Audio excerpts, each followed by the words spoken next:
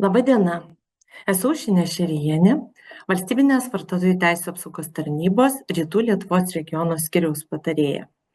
Pakalbėkime šiandien apie baldų saugą. Ir apie ką šiandien kalbėsime? Apžvelkime bendrąją informaciją, pasižiūrėkime, koks teisinis reguliavimas taikomas baldams, pakalbėkime apie baldų saugą ir kokiegi tie gali būti pavojingi baldai. Bendroji informacija. Reikėtų atkreipti dėmesį, kad nuo 2001 metų sertifikavimas baldams Lietuvoje yra panaikintas ir neprivalomas. Todėl nėra privaloma pateikti sertifikatą ir nėra privaloma ženklyti CE ženklų baldus. Tačiau verslininkai gali savanoriškai tą atlikti ir vėliau, kaip tą padaryti, mes apžvelgsime. Teisinis reguliavimas. Reikėtų atkreipti dėmesį, kad norint pateikti saugų baldą į rinką, taip pat reikia pateikti ir būtiną išsamią ir teisingą informaciją vartotojai. Todėl civilinėme kodekse taip pat yra nurodyta, kad prieš sudarydamas vartojimo sutartį, verslininkas privalo aiškiai ir suprantamai suteikti vartotojui būtiną, teisingą, išsamią ir neklaidinančią informaciją. Taip pat ir vartotojų teisių apsaugos įstatymo 5 straipsnio 1 dalis nurodo, kad gamintojas, pardavėjas, paslaugos tiekėjas vartotojams privalo valstybinę kalbą suteikti civilinėme kodekse ir kituose teisės aktuose nustatytą informaciją ir teisės aktų nustatytą tvarką ženklinti prekes.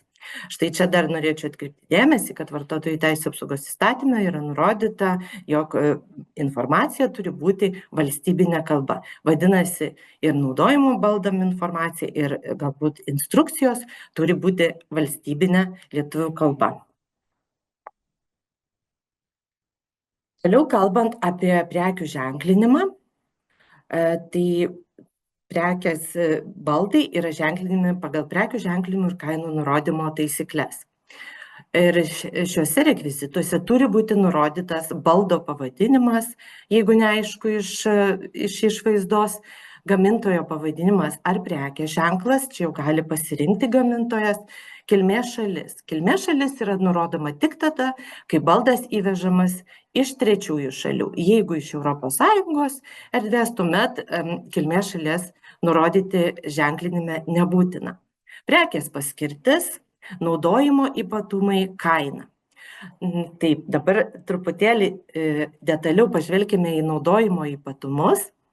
Naudojimo ypatumai gali būti, jeigu, pavyzdžiui, parduodate paprastą staliuką, tai užtenka galbūt tik tai kaip nuvalyti šluostę paviršių ir panašiai. Tačiau jeigu baldas yra surenkamas, pavyzdžiui, parduodamas rašomasis stalas, kurį reikia surinkti, tuomet jau reikia pateikti instrukciją. Instrukcija gali būti ir tik tai paveiksliukais, grafiškai pavaizduota, tačiau jeigu gamintojas baldo nurodo, pavyzdžiui, užsienyje yra gamintojas ir jis pateikia informaciją užsienio kalba, tai ta informacija prie baldo, ypač saugos informacija, turi būti verčiama į valstybinę kalbą. Taip pat būtent Lietuvos Respublikos produktų saugos įstatymas apibrėžia, kad platintojai, importuotojai ir gamintojai turi pateikti rinkai tik saugius baldus. Taigi, baldų sertifikavimas. Verslininkai gali atlikti savanorišką baldų sertifikavimą. Ir ką jie turėtų daryti? Tai pirmiausia, gali savanoriškai kreiptis į akredituotą laboratoriją Lietuvoje ir pateikti sertifikavimo paraišką. Arba užsienio valstybėje gali pasirinkti. Ką daro laboratorija? Laboratorija atlieka produkto bandymus, atitikties įvertinimą, aprašo būtent protokole. Ir tuomet išduodamas sertifikatas. Reikėtų atkreipti dėmesį, kad sertifikatas išduodamas remiantis tik akredituotos laboratorijos išduotų bandymo protokolu. Lietuvoje yra viešoji įstaiga Furnitest, tai yra akredituotas baldų bandymo centras, kuris atlieka baldų sertifikavimą.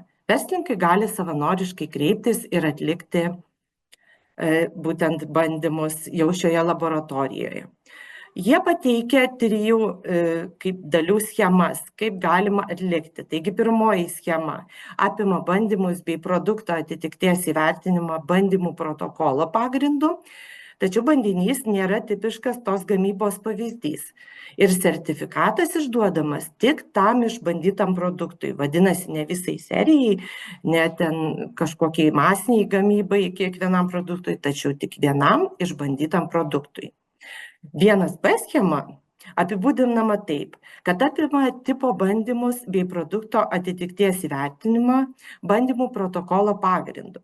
Bandinys turi būti tipiškas tos gamybos pavyzdys, o sertifikatas išduodamas kiekvienam tos gamybos pavyzdžio produktui.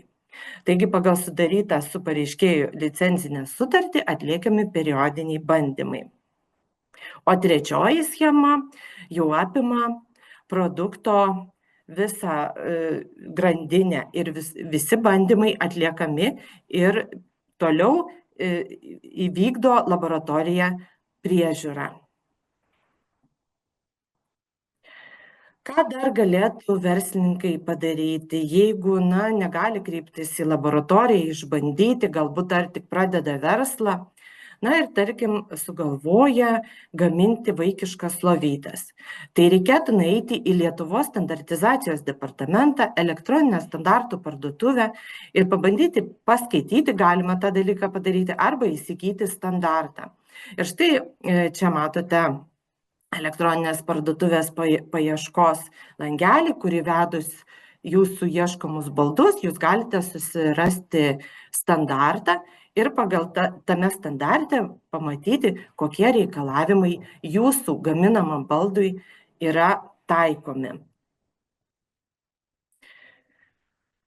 Valstybinė vartotojų teisių apsaugos tarnyba iš viso per visą laiką nustatė 99 pavojingų arba netitinkančių reikalavimų baldus ir baldines medžiagas.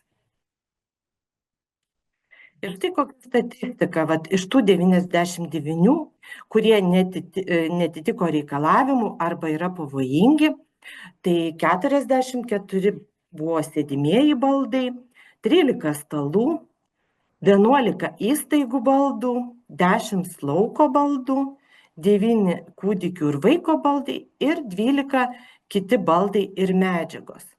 Tai būtent sėdimieji baldai daugiausiai buvo iš tų visų nustatyta. Ir dabar apžvelkime, kaip atrodo pavojingi baldai, kurie jau buvo nustatyti.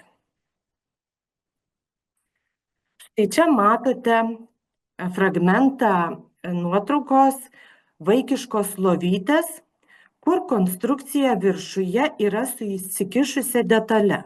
Atrodo labai gražiai. Tačiau ši detalė gali lemti, kad vaikutis gali užsikabinti ir netgi grėsti ar gyvybei, ar sveikatai pavojus. Tai šis nustatytas pavojingas baldas, vaikiška lovytė, buvo nustatyta vartotojų teisių apsaugos tarnyboje, išbandant laboratorijoje bandinį. Ir čia nustatyti užsikabinimo taškai. Bandant, bandymo masė užsikabina už lovytės viršutinėje dalyje, kur matote kampuose esančių įsikišusių dalių. Tai štai netgi kartais nereikia standarto, kad pamatyti tiesiog jau konstrukciją, ne standarto, o bandymo, kad pamatyti konstrukcijos neteisingą baldo konstrukciją, kuri gali lemti, kad baldas gali būti nesaugus. Todėl ir kaip ir anksčiau minėjau, paskaičius standartus, galima rasti daug informacijos, kad tie baldai, kurie gaminami, būtų saugus.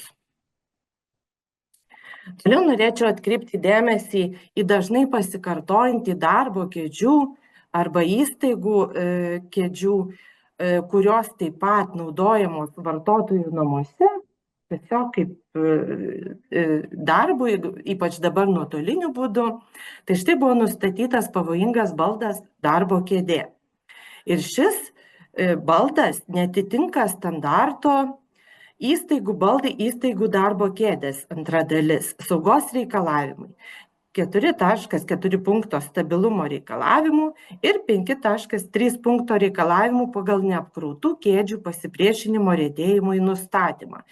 Tai va šis neapkrautų kėdžių pasipriešinimo riedėjimui nustatymas yra gana dažnas biuro kėdėse, darbo kėdėse ir paaiškinsiu, kodėl tai yra nesaugu ir kodėl tai gali būti pavojinga vartotojui. Kėdė tiesiog pariedėts per lengvai atgal ir vartotojas tiesiog pasikėlęs, paimdamas nuo stalo kažką, tai sėsdamas lengvai kėdį pariedėjus atgal, jis tiesiog gali griūti ir tada susižeisti. Na, iš tikrųjų, jeigu pasižiūrėjus statistiką, kuomet sulūžta kėdės arba va tai parieda, tai būna netgi lūžių ir įvairiausių kitų sužeidimų. Tai atrodo paprastas dalykas nuo ratukų, tačiau labai gali lemti, kad tas baldas, ta kėdė gali būti nesaugi.